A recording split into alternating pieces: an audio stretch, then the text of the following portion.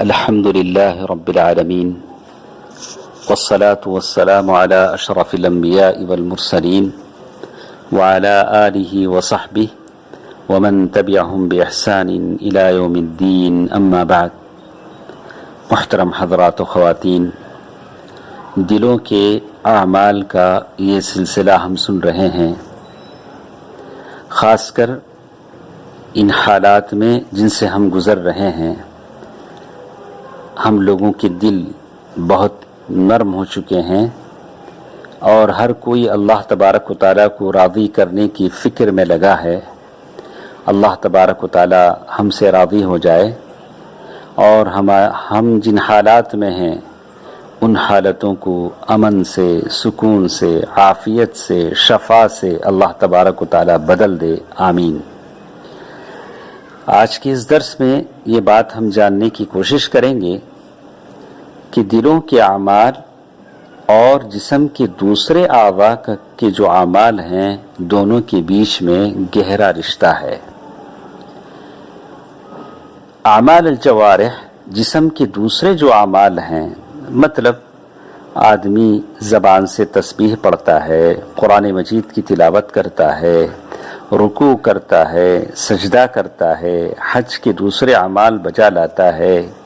یہ سارے کام ہیں جو آدمی جسم کے دوسرے اعضاء سے کرتا ہے.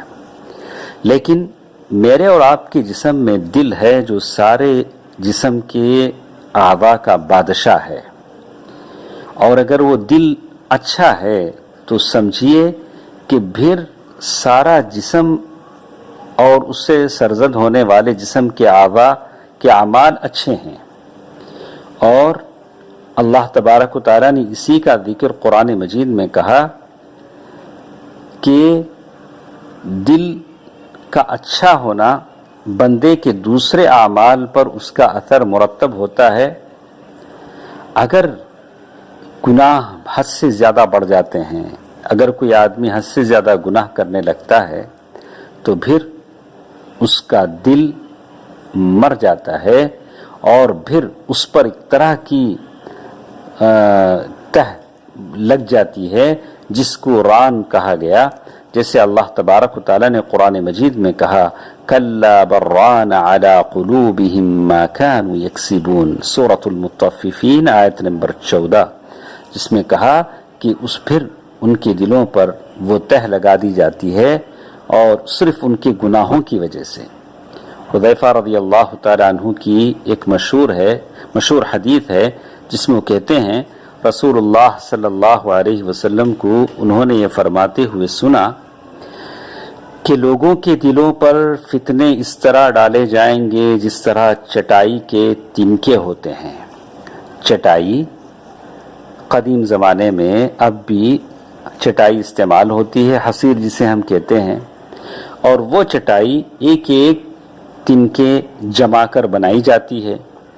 تو جس طرح تنکے کے پیچھے تنکے لگا کر چٹائی حصیر بنائی جاتی ہے، اسی طرح دلوں پر ایک کے بعد ایک فتنے ڈالے جائیں گے. شہوتوں کے فتنے، عقیدے میں شبہات کے فتنے، تقدیر کے فتنے اور کئی طرح طرح کے فتنے ہوں گے. اور جو دل ان فتنوں کو قبول کرے گا اس میں ایک طرح کا سیاہ نقطہ ڈال دیا جائے گا، اور جو دل ان فتنوں کو قبول کرنے سے انکار کرے گا اس میں سفید نقطہ پیدا کر دیا جائے گا. بس انسان ان فتنوں کے پیش آنے اور ان کے دلوں پر ان فتنوں کی اثر کرنے اور اثر نہ کرنے کے اعتبار سے دو قسموں میں بڑھ جائیں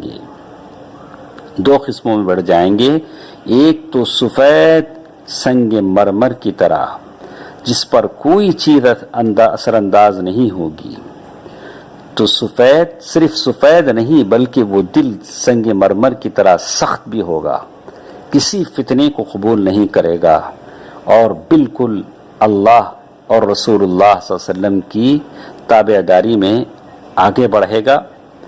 اور جو فتنوں کو قبول کرے گا راکھ کے رنگ جیسا سیال دل اوندھے برتن کے مانند وہ ہو جائے گا اور اس میں ہدایت کی کوئی بات نہیں اترے گی. تو اللہ کے نبی صلی اللہ علیہ وسلم نے اس حدیث میں ہی کہا جو شخص جس کا دل ان فتنوں سے دور رہے گا فلا تضرہ فتنۃ ما دامت السماوات والارض، زمین و آسمان جب تک ہیں کوئی فتنہ اس کو نقصان نہیں دے گا. والآخر اسود مربادا کالکوز مجخیا، اور دوسرا بالکل کالا راکھ کی طرح ایسا دل جو بالکل اوندھے جگ کی طرح ہوگا. لا يعرف معروفا، کوئی اچھی بات کی پہچان اسے نہیں ہوگی اور کسی برائی کو وہ برائی نہیں سمجھے گا مگر الا ما اشرب من ہوا، اس کی من میں جو چیزیں اچھی لگیں گی اسی کو وہ کرتا جائے گا، اور جو اس کو سمجھے گا کہ یہ مجھے اچھا لگا. تو معلوم یہ ہوتا ہے کہ ظاہر اور باطن دونوں کا ایک لازمی رشتہ ہے. اگر آدمی اپنا دل کتنا گندا ہو، ظاہری کپڑوں سے شکل و صورت سے اس کو اچھا بنا کر لوگوں کے سامنے دکھانا چاہے، لیکن موقع آنے پر اس کی اصلیت باہر پڑ جاتی ہے. کتنے اچھے لوگوں کو ہم نے دیکھا، لباس سے، چہرے سے، شکل و صورت سے بہت ہی اللہ والے نظر آئے، لیکن جب منصب کی بات آتی ہے، ریاست کی بات آتی ہے، شان و شوکت کی دکھانے کی بات آتی ہے، تو آپ نے دیکھا ہوگا، ہم لوگوں نے دیکھا کہ بالکل ان کی اصلیت باہر آ جاتی ہے. تو ایسا تو نہیں ہونا چاہیے. اگر دل ہمارا اس میں سدھار ہے، دل نیک ہے، تو اس کا اثر ظاہری جسم پر ہونا چاہیے، اور ظاہری حرکات، سکنات، بول چال، گفتار، کردار، اس پر اس کے دل کی صلاح نیکی کا اثر ہونا چاہیے.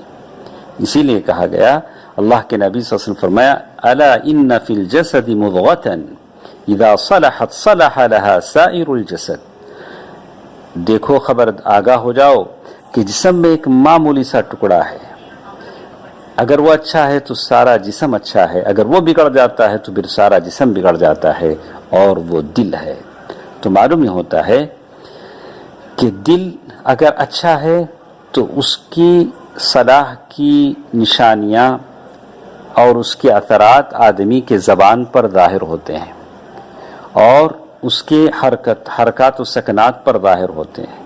اگر اس کے دل میں زنگ ہے، اگر اس کے دل میں نیکی نہیں ہے، اگر اس کے دل میں کدورت ہے، اگر اس کے دل میں شبہات ہے، بھلے وہ ظاہری طور سے اپنے آپ کو کتنا بھی چھپائے، لیکن اس کے چہرے سے اور اس کی زبان سے وہ چیزیں باہر آ جاتی ہیں. تو آدمی کو احتیاط کرنی چاہیے، ظاہر اور باطن دونوں کو سدھارنے کی فکر کرنی چاہیے، اور یہ بہت ضروری چیز ہے. انشاءاللہ کل کے درس سے ہم دلوں کے اعمال کی سلسلہ وار ایک ایک کے بارے میں ہم سنیں گے. اللہ تعالی مجھے اور آپ کو ظاہر اور باطن دونوں سدھارنے کی توفیق دے. آمین. والسلام علیکم ورحمۃ اللہ وبرکاتہ.